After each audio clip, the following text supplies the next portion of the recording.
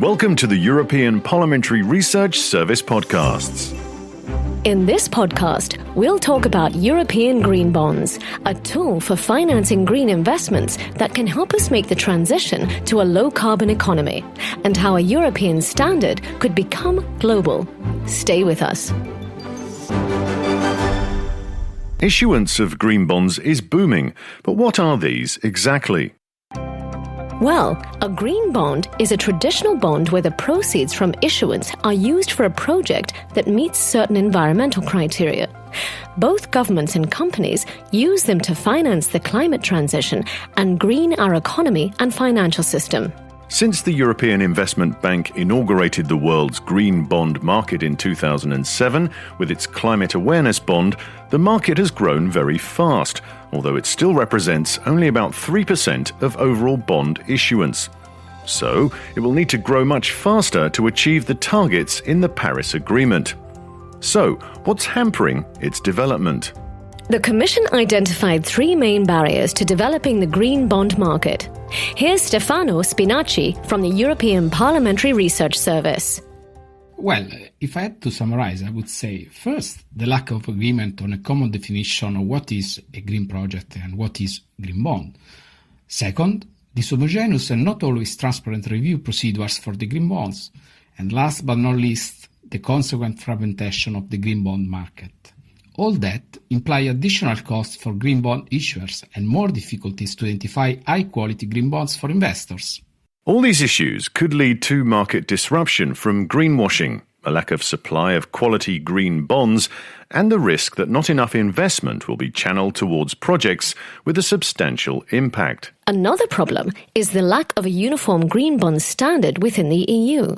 But this could change soon. After years of preliminary work and following strong pressure from the European Parliament to better regulate green bonds and come up with our own EU standard, in July 2021, the European Commission presented a new strategy to make the EU's financial system more sustainable, alongside a proposal for a new European green bond standard. Let's hear the Commission's Executive Vice President, Valdis Dombrovskis. We are proposing an EU green bond standard fully aligned with our taxonomy classification system. This will help to fight greenwashing, recognize bonds that truly represent a sustainable investment, and ensure the integrity of this market. All issuers in Europe and outside will be able to use this voluntarily to help to attract sustainable investments.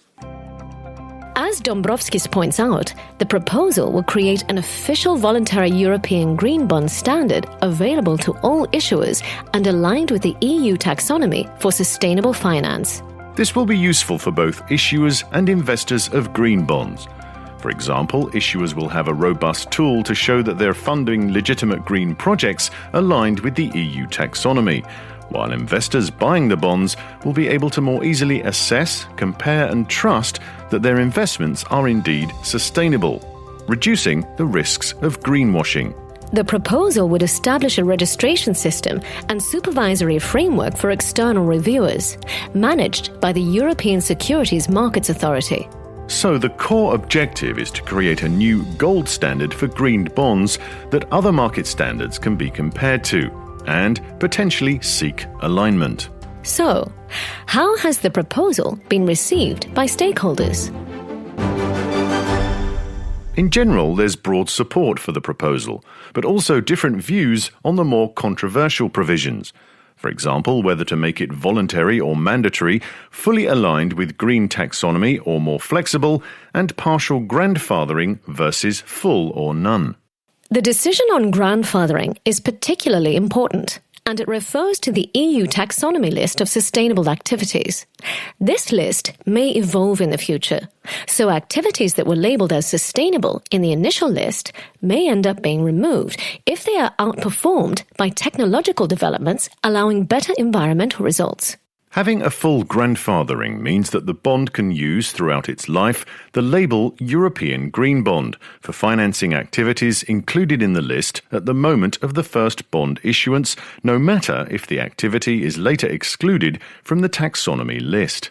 The ECB, as well as most financial institutions, is in favour of full grandfathering.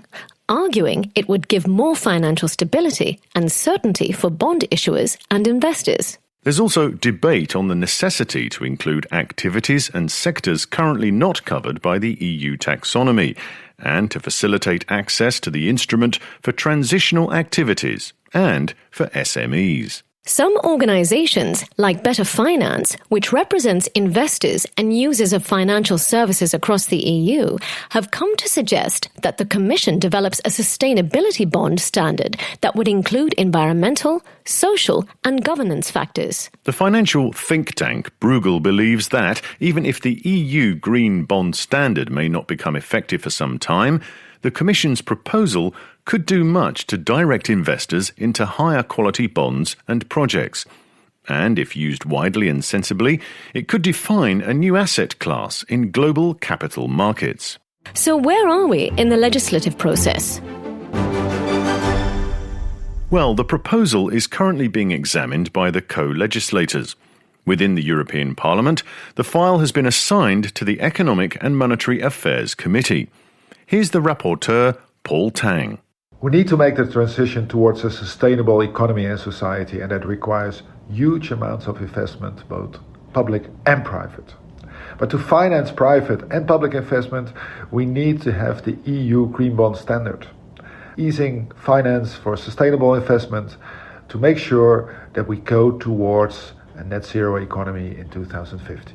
In the Council, the French presidency will now continue the work of the Slovenians to overcome the remaining member states' reservations on the functioning of the new bonds. And if you want to know more, don't hesitate to read Stefano Spinaci's full policy brief on the EPRS website. This is a European Parliamentary Research Service podcast. Thanks for listening.